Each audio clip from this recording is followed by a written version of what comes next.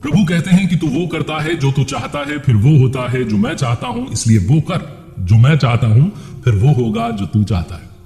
भगवान श्री कृष्ण ने श्रीमद् भगवद गीता में कहा सर्वधर्मान परित्यज्य मामेकं शरणं व्रज, और जिस अध्याय में कहा उसी के बारे में बात करते हैं। अष्टादशो अध्याय चैप्टर 18 का सार आपको समझाने का प्रयास कर रहा हूं। नमस्कारम, स्वागतम, आप देख रहे हैं गीता ज्ञान। 18वें अध्याय के बारे में बात करें तो बहुत बड़ा चैप्टर है, बहुत सारी बातें इसमें की गई हैं। ये अंतिम अध्याय है जिसकी शुरुआत में, जिसकी अगर मैं बात करूं फर्स्ट पार्ट की, तो भगवान श्री कृष्ण बहुत सारे प्रश्नों का समाधान देते हैं, और उपसंहार में जो अंतिम पार्ट है उसमें बताते हैं कि श्रीमद् भगवद गीता के पठन से, चिंतन से, अध्ययन से लोगों को इसके बारे में बताने से लाभ क्या क्या होता है। आहार के बारे में, तप के बारे में, यज्ञ के बारे में, दान के बारे में, श्रद्धा के बारे में, डिवीजन कितने प्रकार के हैं, सब बताया भगवान श्री कृष्ण ने। और जब 18वां अध्याय शुरू होता है तो अर्जुन अपनी तरफ से प्रश्न रखते हैं कि त्याग और संन्यास को भी विभाग सहित बताइए। तो भगवान श्री कृष्ण कहते हैं कि अर्जुन, त्याग के विषय में जो मेरा मत है उसे तू सुन, क्योंकि त्याग जो है वो 3 प्रकार का होता है और उसे समझना बड़ा आवश्यक है। भगवान श्री कृष्ण कहते हैं यज्ञ दान तपः कर्म न त्याज्यम कार्यमेव तत् यज्ञो दानम तपश्चैव पावनानि मनीषिणाम। कहते हैं यज्ञ, दान और तप, ये 3 प्रकार के कर्म जो हैं त्यागने योग्य नहीं है, इन्हें सदैव करते रहना चाहिए, क्योंकि ये तीनों ही हम पुरुषों को, नर को, नारी को, मनुष्यों को पवित्र करने वाले हैं। भगवान बल देकर के ये बात कहते हैं कि ये तीनों जो है सदैव करते रहना चाहिए। अब इनका डिवीजन बताते हैं। त्याग के बारे में सबसे पहले बात करते हैं। अपने सखा, अपने मित्र अर्जुन के लिए थोड़ा और इसको स्पष्ट करते हैं। भगवान श्री कृष्ण कहते हैं अनिष्ट मिष्टम मिश्र च त्रिविधम कर्मणः फलम भवत्य त्यागिनाम प्रेत्य न तु सन्यासिनाम क्वचित। कहते हैं कि मनुष्यों के कर्मों का अच्छा बुरा मिला हुआ जो फल है ये जन्म जन्मांतरों तक मिलता रहता है, क्योंकि लगातार आना जाना चलता रहता है। लेकिन जो अंतिम छोर पर पहुंच गया, मंजिल पर पहुंच गया, जो अंतिम त्याग की स्टेज पर पहुंच गया, उसे फल भी नहीं मिलता है, क्योंकि उसका फल मिलेगा कैसे? वो तो मोक्ष प्राप्त कर चुका है, इसलिए उसने सबका त्याग कर दिया, वो सर्वस्व का त्याग कर चुका है, इसलिए वो अंतिम त्याग की स्थिति में पहुंच चुका है। अब कहते हैं कि कोई भी कार्य अच्छा हो रहा है, बुरा हो रहा है, बहुत सारे लोग कहते हैं कि भगवान ये काम करते हैं, भगवान ने अच्छा कर दिया, भगवान ने बुरा कर दिया। श्रीमद् भगवद गीता आप पढ़ेंगे तो आपके सारे जो डाउट से क्लियर हो जाएंगे, सारी भ्रांतियां मिट जाएंगी, क्योंकि भगवान कहते हैं अधिष्ठानम तथा कर्ता कर्णम च पृथग्विदम विविधाश्च पृथक चेष्टा देवम चैवात्र पंचमम। ये 5 जो है ना, इनके बारे में बताते हैं कि अलग अलग करण है जिनके द्वारा ये किया जाता है। अगर शुभ कार्य हो रहा है तो विवेक, वैराग्य, शम, दम, त्याग, भगवान का चिंतन, ये जो है करण है। अगर अशुभ कार्य हो रहा है तो उसके पीछे कौन है? काम है, क्रोध है, राग है, द्वेष है, लिप्सा है, ये करण है। तो हम जो है लगातार ये सोचते रहते हैं कि भगवान करवा रहे हैं, ऐसा कुछ भी नहीं है।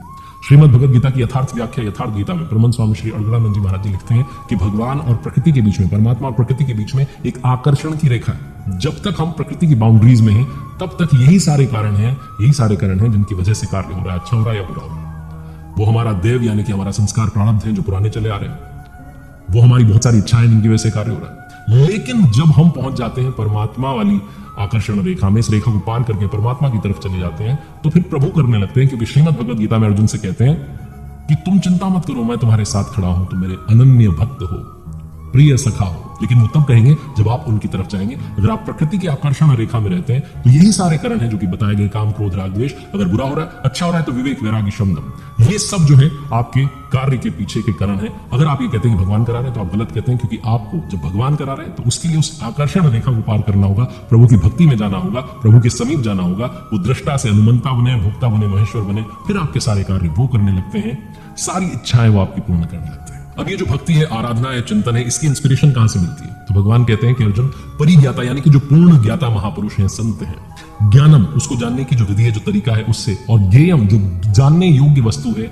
यानी कि भगवान स्वयं, इनसे कर्म करने की इंस्पिरेशन मिलती है। पहले तो आपको किसी ऐसे संत का सानिध्य मिले, ऐसे महापुरुष का सानिध्य मिले जो कि पूर्णत्व को प्राप्त कर चुके हैं, उनसे ज्ञान को जानने की विधि प्राप्त हो, और फिर जब आप आगे बढ़ने लगेंगे तो जो ज्ञेय है यानी कि जो जानने योग्य है, भगवान है, परमात्मा है, वो आपसे मिल जाएंगे। फिर आप वो कर्म करने लगेंगे जिसको चिंतन, मेडिटेशन, ध्यान, आराधना, भक्ति कहते हैं। ज्ञान, कर्म और कर्ता भी 3-3 प्रकार के हैं। तो 18वें अध्याय में बहुत स्पष्ट करते हैं। भगवान कहते हैं सर्वभूतेषु येनैकं भावं व्ययमीक्षते अविभक्तं विभक्तेषु तद् ज्ञानं विद्धि सात्विकम्।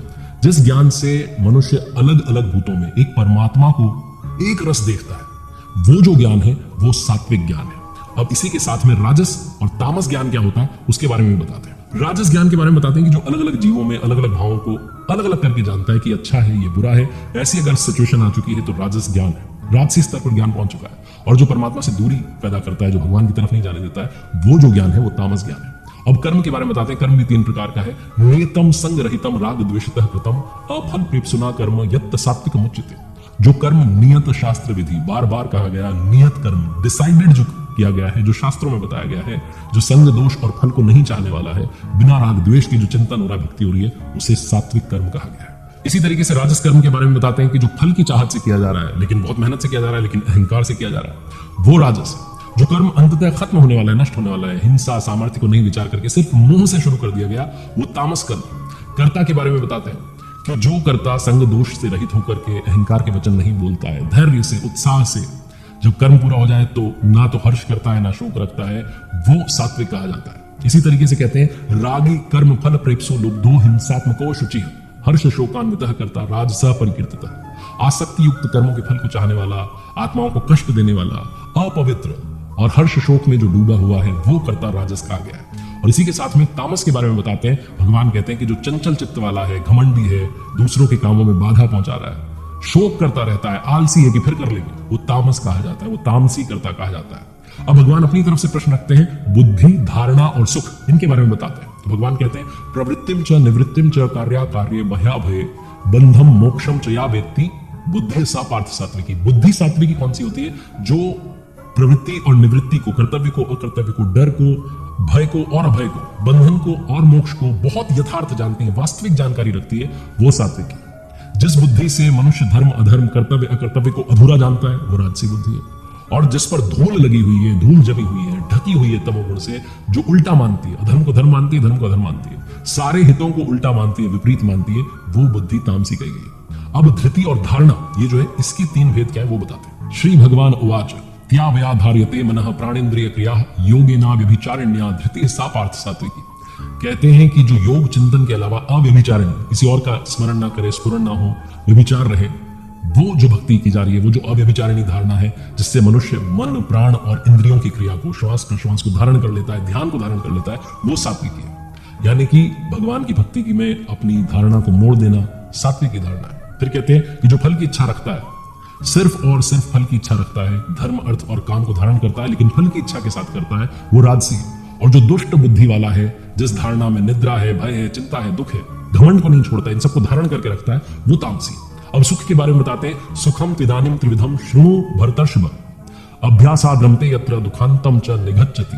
कहते हैं भगवान सुख के बारे में बताते हुए कि जो सदैव अपने मन को, अपने चित्त को समेट करके इष्ट में रमण करता रहता है, जो दुखों का अंत करने वाला है। हालांकि ये जो सुख है, ये शुरू में आपको विष के सदृश लगता है। यथार्थ गीता में स्वामी जी लिखते हैं कि प्रहलाद को सूली पर चढ़ाया गया, मीरा को विष मिला। कबीर ने कहा कि सुखिया सब संसार है, खाए और सोवे, दुखिया दास कबीर है, जागे और रोवे। माता मीरा की बात करें तो उन्हें भी बहुत कष्ट दिए गए, प्रहलाद को बहुत कष्ट मिले, भक्त प्रहलाद ने ना जाने कितने कष्ट सहे, कबीरदास जी को बहुत सारे कष्ट मिले। तो शुरुआत में कष्ट देने वाला है, लेकिन बाद में अमृत तुल्य, अमृत तत्व को दिलाने वाला है, यह सुख सात्विक कहा गया है। उसके बाद में कहते हैं कि जो सुख विषय और इंद्रियों के संयोग से होता है, शुरुआत में तो अमृत है, लेकिन बाद में विष है, इसका परिणाम विषय, क्योंकि बार बार आपको इसी चक्र में घूमना है, जन्म मृत्यु के चक्र में घूमना है, ये जो सुख है, इसे राजस कहा गया। और अंतिम बताते हैं तीसरा कि जो सुख भोग काल में भी, यानी कि जब भोग रहे हैं तब भी, और जिसका परिणाम भी मोह वाला है, खराब है, हमेशा हमें इसी चक्कर में रखने वाला है, आलस्य में रखने वाला है, जन्म जन्मांतरों के चक्र में घुमाने वाला है, योनियों के चक्र में घुमाने वाला है, वो सुख तामस कहा गया है। अब गुणों के बारे में भगवान श्री कृष्ण बताते हैं। श्री भगवान उवाच न तदस्ति पृथिव्याम वा दिवि देवेषु वा पुनः सत्वम प्रकृति जैर्मुक्तम यदेभिः स्यात् त्रिभिर्गुणे। कहते हैं अर्जुन, पृथ्वी में, आकाश में, देवताओं में ऐसा कोई भी प्राणी नहीं है जो प्रकृति से जो उत्पन्न हो रहे हैं तीन गुण, सत रज और तम, इनसे रहित हो। पूरी प्रकृति जो है वो त्रिगुणात्मक है, मैं इनसे परे हूं। बार बार स्पष्ट करते हैं और अपने शिष्य को, अपने भक्त को याद दिलाते हैं कि आपको सिर्फ और सिर्फ एकमात्र मेरी शरण आना है, प्रभु का स्मरण करना है। आगे कहते हैं जो वर्ण व्यवस्था, जिसके बारे में बहुत बार श्रीमद् भगवद गीता में बात हुई, उसको और स्पष्ट करते हैं, एक बार फिर से रिमाइंडर के तौर पर याद दिलाते हुए कहते हैं ब्राह्मण क्षत्रिय विषाम शूद्राणाम च परंतप कर्माणि प्रविभक्तानि स्वभाव प्रभवेर गुणे। भगवान श्री कृष्ण कह रहे हैं कि हे परंतप, ब्राह्मण क्षत्रिय वैश्य और शूद्र जो है, ये कर्म के स्वभाव से उत्पन्न जो गुण हैं, उनके आधार पर विभक्त यानी कि डिवाइड किए गए हैं। अगर आपके अंदर सात्विक गुण है, निर्मलता है, ध्यान समाधि की क्षमता है, तो आप जा रहे हैं ब्राह्मण श्रेणी की तरफ। अगर तामसी गुण है, आलस्य है, निद्रा है, प्रमाद है, तो आप शूद्र श्रेणी की तरफ जा रहे हैं। उसी स्तर से आप कर्म करने लगते हैं, उसी स्तर से आप ध्यान करने लगते हैं, भक्ति करने लगते हैं। अगर बहुत ज्यादा उन्नत हो चुके हैं तो आप ब्राह्मण श्रेणी की तरफ बढ़ रहे हैं। उन्हीं चार श्रेणी को एक बार फिर से स्पष्ट करते हैं, ब्राह्मण, क्षत्रिय, वैश्य और शूद्र, और बताते हैं कि ब्राह्मणत्व अर्जित किया जाता है, वहां तक पहुंचा जा सकता है अगर आप ध्यान करें, अगर आप समाधि की तरफ बढ़े, अगर आप निर्मलता लेकर के आए, अगर आप अपने मन को, अपने गुणों को सात्विक कर लें। एक बहुत ही इंपॉर्टेंट बात है जो कि समझनी चाहिए अगर आप ध्यान कर रहे हैं, अगर आप चिंतन कर रहे हैं, मेडिटेशन कर रहे हैं और इन 4 स्टेजेस के बारे में आपको पता है, ब्राह्मण, क्षत्रिय, वैश्य और शूद्र, और आपको लगता है कि मैं थोड़ा और आगे बढ़ जाता हूं, खुद से बढ़ जाता हूं, स्वयं से आगे बढ़ जाता हूं, तो भगवान अपने भक्तों को बताते हैं, ध्यान देने वाली बात कहते हैं, श्रेयान स्वधर्मो विगुणः पर धर्मात् स्वनुष्ठितात् स्वभाव नियतम कर्म कुर्वन् नाप्नोति किल विषम। कहते हैं कि अच्छी प्रकार अनुष्ठान किए हुए दूसरे के धर्म से गुण रहित भी स्वधर्म जो है परम कल्याणकारी है, स्वभाव नियतम जो स्वभाव से आ रहा है वो कर्म जो है परम कल्याणकारी है। ऐसा कर्म करेंगे तो आप आवागमन को प्राप्त नहीं होंगे। कई बार हमें लगने लगता है कि वो जो है वो तो बहुत ऊपर वाली स्टेज में पहुंच चुके हैं, उनकी तरह नकल कर लेते हैं। स्वामी जी यथार्थ गीता में बड़ा स्पष्ट करते हैं, स्पेशली साधकों के लिए, भक्तों के लिए कहते हैं कि हमें लगता है कि हम दूसरे की कॉपी कर लें, उनकी तरह करने लग जाएं, हम अपने स्वभाव से आगे वाले के स्वभाव को कॉपी करने लगते हैं। तो ऐसा करने से किसी को भी परम सिद्धि नहीं मिलती, मोक्ष नहीं मिलती। भक्ति अगर आप मन से करें, अपने स्वभाव के हिसाब से करें, जो आपका गुण है उसके हिसाब से चलें, स्टेज बाय स्टेज चलें, तो आप वहां तक पहुंच जाएंगे जिसे मोक्ष कहा गया है।